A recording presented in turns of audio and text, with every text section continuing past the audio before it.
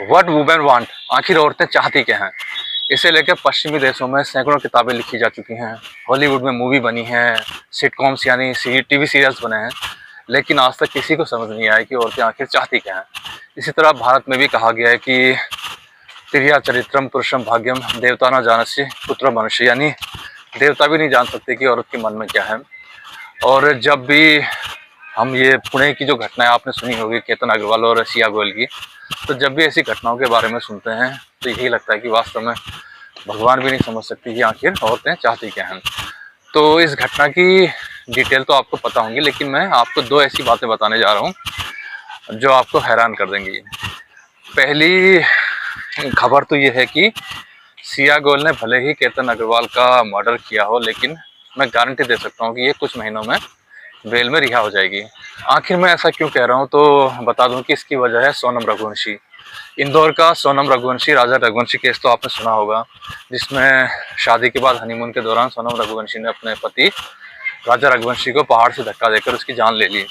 और ख़ास बात यह है कि इस अपराध में सोनम के साथ दो उसके पार्टनर भी थे, तो सभी ने इस अपराध को कन्फेस किया। इसके बावजूद सोनम रघुवंशी को 1 साल के अंदर जमानत मिल गई, जबकि सोनम का परिवार बहुत ज़्यादा पैसे वाला भी नहीं था और उसके खिलाफ काफ़ी सबूत थे। जो उसने वहाँ पे कपड़े उपड़े इस्तेमाल किए वो सब मिल गए थे, तो इसके बावजूद सोनम रघुवंशी को 1 साल में ज़मानत मिल गई।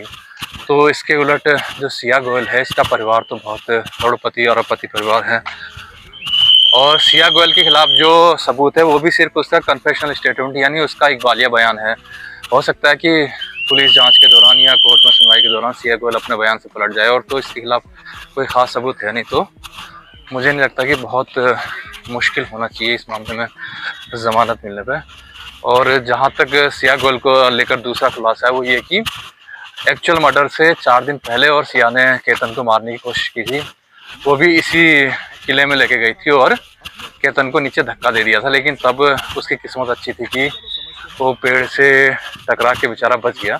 तो केतन ने पूछा कि तुमने मुझे धक्का क्यों दिया। इस पर सिया ने कहा कि मैंने सांप देखा और सांप से तुम्हें बचाने के लिए मैंने धक्का दिया।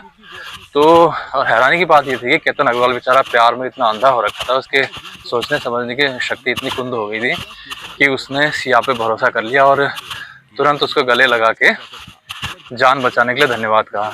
मतलब 4 दिन के अंदर 2 बार मर्डर की कोशिश की थी सिया ने उसकी। पहली बार में जब मारना चाहा और बच गया तो उस बेचारे ने इतना, मतलब अब क्या कहें यार, वो तभी कहते हैं प्यार अंधा होता है। तो भगवान ने बचा लिया, लेकिन उसकी किस्मत ही खराब होगी, वो उसके इरादों को समझ नहीं पाया। तो मतलब यार यही कहना है कि जब लोग कहते हैं कि मौत आती है, अब कहाँ से इस मामले में कहाँ कहा जाए कि मौत आई है। भगवान ने तो उसको बचाया, लेकिन इस नागिन पे उसने भरोसा किया। नागिन ने सांप का बहाना बनाया और 4 दिन बाद फिर से उसको केतन अग्रवाल को लोहागढ़ फोर्ट से धक्का देकर उसकी जान ले ली। हैरानी की बात यह है कि केतन अग्रवाल खरबपति परिवार का आदमी था, यानी इनकी 1000 करोड़ से ज़्यादा की प्रॉपर्टी थी और केतन अग्रवाल इकलौता बेटा था, यानी इकलौता उत्तराधिकारी था और देखने में भी ठीक ही था। तो मतलब यार समझ में नहीं आता कि लड़की को चाहिए क्या। पैसा था, शक्ल और सूरत थी उसकी।